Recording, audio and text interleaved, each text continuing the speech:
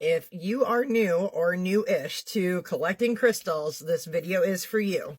And even if you're not new, you are totally welcome to stick around. Hi, my name is Rachel. I am owner of RMD Crystals. That's Rachel Marie Diamond. That's where the RMD comes from. Yes, my last name is really Diamond. And I just wanted to take a little time today to discuss some of the things that are pertinent for new crystal collectors. If you don't already follow, please make sure you follow and like the video. Share this with your crystal loving friends. It might save you or them some money, and let's get into it. So we're going to discuss the word natural, which is subjective, but we're going to discuss the word natural and then also just let you in on a few of the things that are commonly done to crystals, just so that you have a better idea of what you're buying. And I want to discuss first off this nice art piece because I have seen these sold as natural time and time again, and they are not natural in the sense of the word that I would use. So first off, when we're talking about natural to me means it came out of the earth looking this way, which this part here, this is a gypsum crystal. That is a natural crystal. The rest of this is quartz. This was sold as amethyst, but it's quartz, which that is technically natural. This has been color enhanced. And one way I can tell that for certain is if we go around to this side here, we can actually see where some of the dye or paint is on the side, but it's still beautiful. And I didn't care that it wasn't necessarily, completely natural. I really liked the piece. The other thing is that then this is attached here with some type of glue. And then we've got like some crystal little baby pieces in there to cover that seam. Same with here where this is attached. And then also here where this is attached. So that's the first thing. If you see anybody selling these as natural, they are made of like real crystals, but this is not it doesn't grow naturally this way. This is man-made as far as how it is constructed. Also, just for reference, I paid $120 for this piece. It is pretty big.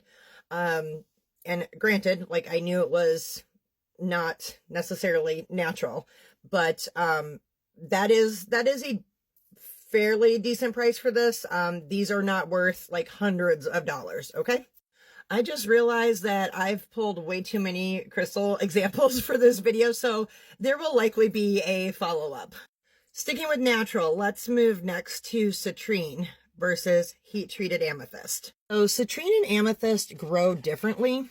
So citrine will grow in little clusters like this, or a little bit bigger.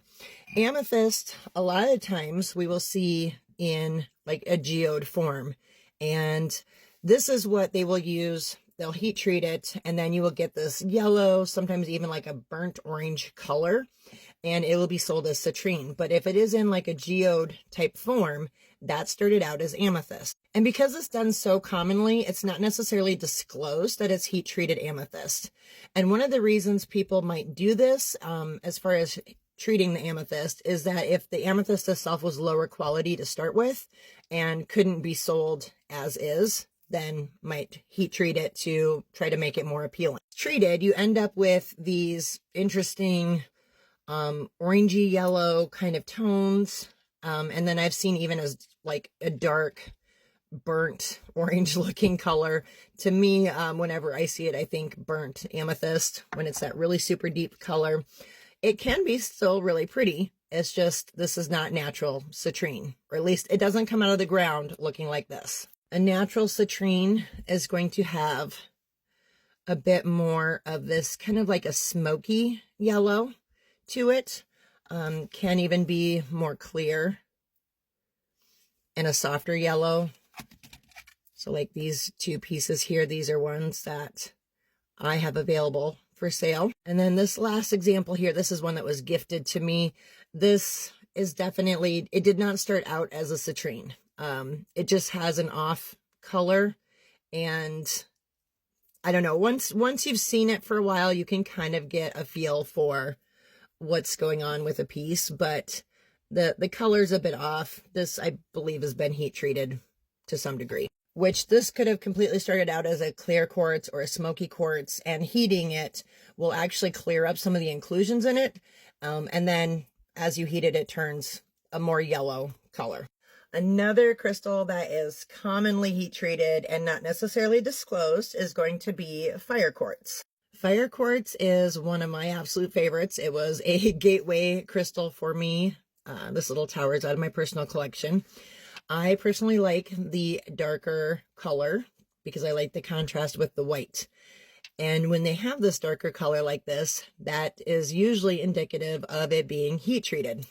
If this was not heat treated and it was still like in more natural form, it is going to have a lot lighter coloring. Like the darkest color would probably be like this kind of color in here. They look a little bit more orange. I personally like the darker, more burgundy look ones, but this one's a little bit lighter. It's still heat treated though. So technically the crystal itself is natural, but it has been altered by man. I'm not a huge carnelian fan, so I don't really have a lot of examples of that stone, but this also is one that is usually heat treated. When it comes out of the ground, it is kind of like a boring sort of orangey brown, and then it is heated to intensify that color to give you kind of that burgundy orange color. So most all carnelian on the market is going to be heat treated. On that note, another one that is commonly heat treated is going to be smoky quartz clusters. Now, natural smoky quartz does exist. This one, I believe, was heat treated, but it wasn't. I've seen some very extreme examples, and this is not one of them. This one is done a little bit to a less degree, and I think it actually looks prettier because of the way it was treated. So there are still some more clear looking crystals here, and then we get into the really super dark ones in the center there. Some pieces of smoky quartz, it might be really hard to tell as to whether or not it has been heat treated. I would say that if it is cut and polished, you have kind of a high likelihood it's been treated. Like this piece here, I would feel like it was not heat treated, but even with that, I mean, it could very well have been, and it's hard sometimes to find out that information. Now this piece is amethyst with smoky, and this one has not been heat treated. So, I mean, you can see this beautiful smoky on the end. And if this had been heat treated, then this would have been turning into that yellow looking citrine type of color.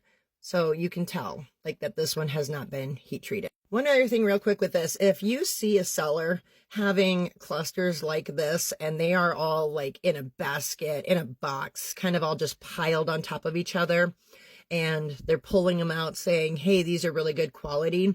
For starters, if they were really good quality, they would not be piled up on top of each other. That is a way to damage your points, to break off crystals, and any high quality piece, or even like medium quality piece, you are going to want to treat it better than that. So if you ever see anybody selling crystals and they're in just like giant piles, they're not laid out, separated from each other, helping prevent damage, that's a big red flag.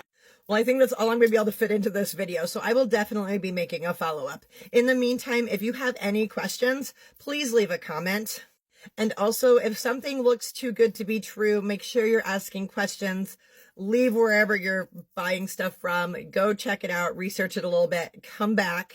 There are a lot of us that love to educate and want to make sure that you are making informed decisions, and also that you are not making mistakes with your purchasing that many of us did when we first started purchasing. I hope you found something useful in this video, and I guess I will see you on the next one.